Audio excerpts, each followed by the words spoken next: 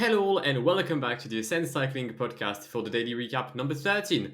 Following stage number 13 of the Giro d'Italia between Ravenna and Verona, a sprint stage. And finally, after 11 runner-up positions, Giacomo Nizzolo is a Grand Tour stage winner. Come on! He's done it. Finally, 11 runners up at the Giro. I can't believe it. And I cannot remember celebrating a cyclist winning a race as much as I just did when Nizzolo crossed that line. Unbelievable emotions. What a sprint as well, you have to say. Won it quite comfortably ahead of the other sprinters. Absolutely, an unreal sprint. And yeah, as you've mentioned, I can't remember the last time I celebrated that much. I also can't remember the last time Twitter was this happy for someone and everyone was in agreement. There wasn't someone saying ratio or saying didn't ask. Nah, everyone was happy for Giacomo Nizzolo, making this the second win for Kubeka on this Giro following Mauro Schmidt. But yeah, an unreal win, which puts him back into the running for the Ciclamino classification. I mean, it does. I think he's 9 points behind Sagan, if my maths are correct. But I don't think he's going to win it. I don't think this is about the Ciclamino. He's got two of them. He's finally got his stage win, and that's all he's going to care about. I'm pretty sure of that. And yeah, unbelievable sprint. And also, we have to mention Edoardo Affini. What an effort by him off the front today in that final 500 meters, really. And he beat everyone. Bar Nizzolo. What an effort! Second on the stage. Absolutely, it's his second runner-up after finishing runner-up on the the opening time trial of the Giro. But I just don't think he was meant to be here. If I'm being honest, I think he was just trying to launch either Deca or Groenewegen. That Groenewegen probably dropped the wheel, and then he just went. But yeah, Nizzolo launched really early to try and catch Edoardo Affini. Then went into his slipstream and once again launched another effort. Affini comes in second place with I think Sagan third, Cimolai and Gaviria. Now there's an image. I don't know how it could have happened, but it appears Gaviria sprinted without a saddle. Is that true? I didn't realise that. I mean, if he has done, that's pretty spectacular, you have to say. And then following Gaviria, we had Stefano Oldani, who was my joker for yesterday. Andrea Pasqualon, Max Kanter, Elia Viviani with another disappointing sprint, if we're being honest. And Dylan Groenewegen running up the top 10. And I think you had Alpecin Phoenix to potentially do well. They finished 11th with Alexander Krieger. Yeah, not the best day for them, for sure. But, I mean, we can mention all the other guys all we want. Today is Nizzolo's day. We have to talk about him. Let's be real. And you mentioned he went out into the wind early. 400 meters to go. He was out in the wind. He was behind Sagan, behind Viviani, behind almost all the other prime sprinters today, and he chose to go out in the wind by himself, move up, and he was in the wind almost entirely for the final 400 meters, really, bar the brief moment he came into Gaviria's wheel, then swerving over into Affini's wheel just briefly again, but unbelievable power for him to hold that kind of power in the wind and hold the gap to the riders behind as well, despite not having the benefit of drafting. Absolutely, and I think he knew it was his day because I'm pretty certain he had Kubeka did an unreal work in the final 6 kilometers, leading every single time. Campenaert's unreal job and the rest of the team as well. But I think Max Walscheid, who is his current or his usual lead out man, had a mechanical in the final kilometer, which said that Nizzolo wasn't really in a good position with 700 meters left in the final swooping bend. He wasn't at the front, and he had to first make an effort to reposition himself, and then he was the one that led the chase against Affini, and then overtook Affini. It was an unreal effort from Giacomo, and I mean, it was worth the wait. 11th runner-up, but I mean, if it was to win with this manner, I could only applaud the man. Yeah. I don't know if he'd agree it was worth the wait after the years of second places, but for us watching, it was definitely worth the wait. What a moment for him. And yeah, I was going to mention Max Walscheid. His chain dropped, I think, in that final kilometre. So at that moment, 500 metres to go, Nizzolo is so far back, no lead out man at all. He's probably the outsider to win from that point. So an unbelievable sprint from Nizzolo. It really was. And then, yeah, like the rest of the sprinters, we've got Muschetti, who I think you had to finish third, finished like P15, 14, I think. Quite disappointing for him. Viviani, though, is my main disappointment yet again. I don't understand how he finished ninth. Like, his team was there. There was no technical portions whatsoever. He didn't get blocked. He wasn't hindered by a crash. He just wasn't there. Well, I watched the replay and I did see, I tried to focus on Viviani one of those times I watched it, and it seemed that he just went too late, got boxed in as well by his lead out man. We've seen Kofdis do a few pretty capable lead outs so far at this race. I assume it was Simone Consoni again at the end there for Viviani. They got it wrong today for sure, though. Viviani, he was blocked in massively. Even after Gaviria was chasing Nizzolo, I saw Viviani was still behind his lead out man. He just left it too late and didn't have the kick even when he came past his man. But yeah, has to be said, Viviani started the race with some really promising form, a few third places, but really it's been a disappointing Giro for him since then. It has, and Cofidis can be fortunate that they've won with Victor Lafay, because otherwise the investment on Viviani has not been a good one, if we're being honest with how his career has gone with the French team. Yeah, you could say that for sure. You could say that for sure. I mean, we'll see what he can do. He's going to stay at the race, I assume, maybe stage 15, but it's going to be difficult for any of the pure sprinters to really challenge on that one, you have to say. So yeah, definitely disappointing for him. And talking of the pure sprinters, I think Fernando Gaviria, what do you make of his performance today? He was my pick to win the stage as well. He went very early. He went very, very early. Obviously, Nizzolo went early as well. Did Gaviria play it correctly today, or did he just not have the legs? I think he played it somewhat well. I think he got alone very quickly. There was no Molano to help him in the final 500 meters, so that might have been a bad thing for Gaviria. But again, he sprinted without a saddle, and I think it's probably a bit weird when you're a sprinter to know that you cannot rest at all. You always have to be out of the saddle. So yeah, odd sprint, but still a fifth position is not too bad. He took some points for the Ciclamino in the intermediate sprints as well. I think in his mind, it's a disappointment to as well be beaten by someone like Peter Sagan and Chimolai, who was the two main contenders or contenders. Sorry, he had, but I don't think he can be too much of a disappointment today. So quickly recapping the updated Maglia Ciclamino jersey, Sagan's still in the lead. He holds the jersey, but his lead has been cut to 9 points ahead of Giacomo Nizzolo. So Sagan sits 135, Nizzolo 126. We then have Chimolai holding third place in 113 points and Gaviria 110 points. So only 25 points do separate the top four riders. Guillaume, do you think Sagan can hold this jersey, or do you still think maybe Chimolai, Gaviria, even Nizzolo could surprise Peter Sagan right there? I think on paper, Peter Sagan has it. However, Nizzolo has some renewed confidence. He's always been good on short hills, right? Maybe not the longer ones, which is why he got dropped on stage. I believe it was stage 10. So he might potentially do something on stage 15. But there's one thing I have in mind. We've seen on the Tour de France for the past 8 years that going in the breakaway was sometimes a good idea to take points for the green jersey on the Tour. That's how Peter Sagan won most of his, or at least secured them. Could Nizzolo try to go in the break tomorrow? I mean, he's got nothing to lose, doesn't he? I mean, he could do, but if he's in the breakaway, I'm almost certain that Peter Sagan's going to be in there one way or another as well. So for me, I think this is Sagan's jersey, and if he finishes the race, I don't see Sagan not finishing it in the Maglia Ciclamino.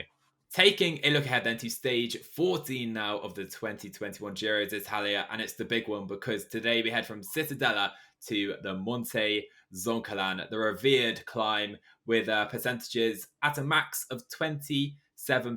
Absolutely absurd stuff. So it's all about the final climb, really. We do have the Forcella Monte Rest, which preludes the climb, but it's 10 kilometers in length, and I'm almost certain everyone will just be holding fire for the Monte Zoncolan, which is around 14 kilometers in length. The first 11 kilometers or so average around 7.5%, but the final 3K average an absurd 13% to the line, and that's where the max gradients of 25+% take place. Guillaume, what do you expect ahead of this stage? Chaos, people to lose so much time. The Zoncolan is like, I think if you think of Italy in cycling, you've got two climbs in Italy. You've got the Stelvio and the Zoncolan. The Stelvio is known because of its length, the Zoncolan because of its slope. And it's a unreal mountain. I remember climbing it like 6 years ago, I think, on tax. And so it's not in real life yet, but I was basically at a stop. And tomorrow, I'm pretty much certain that someone like Bernal, someone like Hugh Carthy, someone like Vlasov is going to attack at speeds that I can't even achieve on the flat terrain. But yeah, it's going to be unreal. And I was looking at the previous results on the Zoncolan where there was on the Giro. Out of the 4 last finishes there's been at the Zoncolan, 2 out of them has been won by whoever would win the Giro d'Italia. The last time it was used actually was on the Giro for women, won by Annemiek van Vleuten, both the stage and the GC. So it is a stage targeted most of the time by the GC contenders. It certainly is. And I feel like the breakaway have pretty much no chance today, I would suggest, with not too many climbs beforehand. I don't think they'll get a massive lead. I think it'll be easy for teams to control. Maybe not just Ineos, maybe Astana, Bora, EF maybe put riders to the front as well, because it's an easy chance for them to challenge for the stage win, really. So I feel like this is one of the few mountain stages at this Giro, which is almost definitely going to be won by the peloton. I think so. I think we've had 7 out of 8 stages now won by a breakaway when it wasn't a sprint. I believe tomorrow will make it 7 out of 9 because the GC guys are going to target it solely for the prestige of saying, I won at the Zoncolan. The same way that Hugh Carthy said, I won at the Angliru, that someone like, I don't know, Thibaut Pinot would say, I won at the Alpe d'Huez. Tomorrow, someone will come out and say, I won at the Monte Zoncolan. Definitely, it's a really prestigious win, isn't it, to win atop there? So, what do we reckon? I mean, Egan Bernal, he's the big favourite for the stage, I would suggest, in the Maglia Rosa. He's been on unreal form throughout this Giro, but what I will say is he has gained most of his time so far on easier, or not easier, but shorter climbs, gravel sections as well, not terrain similar to the Zoncolan, I would suggest. So, I think this is something fairly new for him at this Giro, at least. So, what do you expect of Bernal? Because thinking back to 2 years ago at the Tour, he was absolutely elite. He was the best on the longer climbs, but we haven't really seen that since then. We haven't. And also, what I'll say is that I don't think there is a climb in France somewhat similar to the Zoncolan, at least for the steepness of it. So I feel like he probably will be offensive, but I think he's also going to try and keep an eye out for some of the riders, maybe more suited to that terrain. I think it was on our prediction, Hugh Carthy is the rider I'm backing for the Zoncolan because he won at the Angliru, and the Angliru and the Zoncolan are somewhat similar. They're not the same climb, for sure, but they're somewhat similar. And Hugh Carthy loves like a long, steep climb uh, because it's a long effort. You just need to get into your rhythm, and that's what he's good at. That's where someone like Vlasov is good at. So we'll see how that goes. I have no doubt that Bernal will try something because it is again Bernal after all. You don't get to win a Grand Tour without being able to go over high mountains. But I think tomorrow is Hugh Carthy's day. Wow, it's a bold claim. It's a bold claim already. I mean, other riders that I think could maybe do well, obviously Ciccone. Maybe he returns to his kind of first 10 days, those legs of first 10 days. Simon Yates was second last time this climb was ridden at the Giro, just behind Chris Froome as well. He was in the Maglia Rosa that day too. Maybe this is finally the day that Simon Yates turns on his switch and turns on the aggressive riding, which we've seen him do so often. So I feel like there's a few options right there, but you've already given us your prediction. My prediction isn't a rider we've already mentioned. It's going to be Emmanuel Buchmann of Bora Hansgrohe. I'm going to back Emmanuel Buchmann here to win on the Zoncolan. Of course, he attacked a few days ago. Did really well to Montalcino, the best rider in the GC, bar Egan Bernal. I feel like he's really discovering those legs that saw him 4th place at the Tour a few years ago. So I feel like Buchmann, a pure climber, and I think he could do well here. I agree. And I think there's 2 words you've used here which are key. Pure climber. So I'm going to ask you a question right now. How does Remco Evenepoel fare on the Zoncolan? Well, he's a rider we haven't mentioned yet, and I didn't purposefully mention among the riders I think could do well because I feel like this is the day that Remco is he's gonna lose the Giro on this day. I feel like he's gonna lose at least, I don't want to put a specific time on it, but I feel like at least 2 minutes, maybe up to maybe 4 or 5 minutes. I feel like Remco is going to lose a lot of time on the Zoncolan.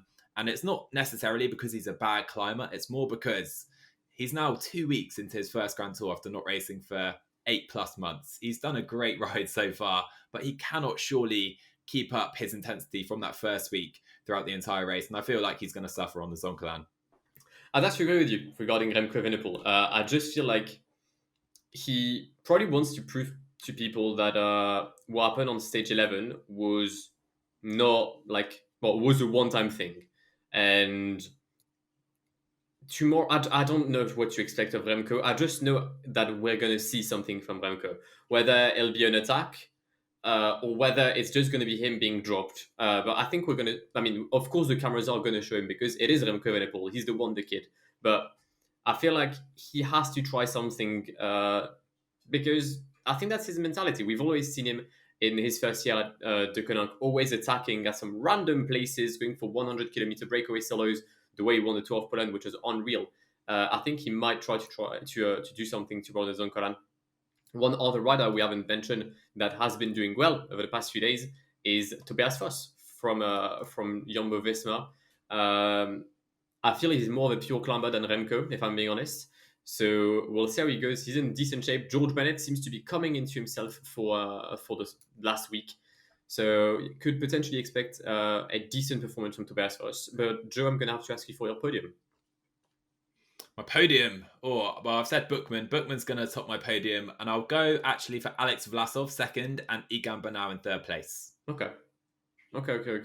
Any gaps or like? I think there'll be some gaps. I think everyone will probably come in by themselves. It's that difficult to climb because when you go at the speeds at 25%, you mentioned earlier that the rider's probably going quicker than you do on the flat. It's still probably true, but they're probably not getting any draft at all going at this speed up to 25%. So I feel like they'll come in slowly, one by one, and we will see some big gaps here. But I think Bookman will lead, not by 30 plus seconds, but by maybe 10 seconds or so ahead of Vlasov, with Bernal in third place, keeping the jersey as well. Okay, very well. I think we'll see a lot of movement in the final 3 kilometers because they're the toughest of the Zoncolan. And as I said, I'm going to go for a win of Hugh Carthy. He will have a 7-second lead on Egan Bernal. And in third position, we'll have Simon Yates, and then Vlasov, then Buchmann, and then 30 seconds behind, we'll have some rest of the contenders, like of Ciccone. Also, actually, I was just taking a look at the GC. We didn't talk at all about Davide Caruso. Yeah. I don't know what to expect, but you know what? Caruso could throw a curveball here. He could do. I feel like he's been on such good form. He's impressed constantly. And if he is right there on the Zoncolan, he is like a genuine contender for this Giro. That is the moment for me that he becomes, a leading contender for this race because it's a massive climb. And like you say, 2 of the previous 4 winners of the Giro also won on the Zoncolan when it was ridden. So, it's a big climb and it's a big moment. If you do well here, it's likely you're going to go on and do well in the final GC. And I think Caruso, he's been so underrated just because he's been thrown into that leadership role. Who knows what he could do as well. We'll see how he performs with the lack of teammates in Arroz. He's lost Gino Meda. He only has Rafael Valls and Pio Bilbao for the mountain. They rested themselves today, even dropping and losing a few minutes on today's flat stage. But yeah, I think tomorrow is going to be absolutely unbelievable. Certainly is. And you gave your wild card as Tobias Foss, was it? Yep. Tobias Foss. I'll throw in my wild card. It's going to be Dan Martin. He's 8 minutes down in GC, I think now. Probably out the GC. We haven't mentioned him yet. I feel like maybe, he's shown great form in the climbs. Maybe we'll see him throw up a little surprise here as well. Oh, that would be lovely to see. I'd actually really like to see that. I was just taking a look at the weather for tomorrow's stage. So, we'll say that around 5 p.m., that is my time, it will be about 5 degrees, 100% humidity and rain. So that climb is not going to be enjoyable for the likes of George Bennett. So Tobias Foss might not be doing as well as I said. Yeah, it's a good question because I'm not sure among the main GC riders who the rain and cold really suits and really doesn't suit as well. What do you think? Maybe Bernal suited to the rain? On the previous stage that was won in Bagna di Romagna by Vendrame, Bernal was one of the last riders to still have his rain jacket on, even though it didn't rain. But I think it was just a bit cold. I think he's been quite careful with the weather, so maybe he's a bit sensible to the change of temperatures. But also, you have to say that today's stage was, I believe, dry for the most part on this Giro, about 18, 19 degrees. The switching of temperatures between today at like 20 degrees and tomorrow at 5 degrees, especially going in like high altitude, or you're about like 1,700 meters, that could have a massive toll on some of the riders. So tomorrow's stage will see gaps, but I think it could also trigger a lot of future gaps because of the weather. So, as always, we hope you've enjoyed listening to the pod today. If you have, make sure you drop likes, subscriptions, follows, good reviews as well. Whatever you are listening on always helps us out. Guillaume, do you have any final words ahead of the biggest climb, the biggest mountain day of this Giro so far? It's a huge climb, and it's for huge karting. Cheers, guys. See ya.